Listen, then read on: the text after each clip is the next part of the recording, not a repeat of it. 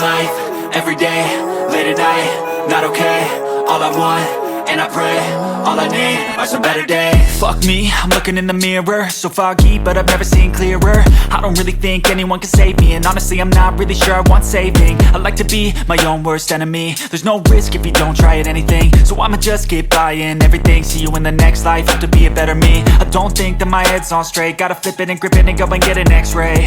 What's wrong with me? I just feel weight pushing on my chest and it squeezes till I suffocate. Better change my mindset, meditate. It's pretty cool that I'm alive and have better days. I could walk, see, hear, I should celebrate. Think I could change my mind, maybe elevate. Living life, everyday, late at night, not okay. All I want, and I pray, all I need are some better days.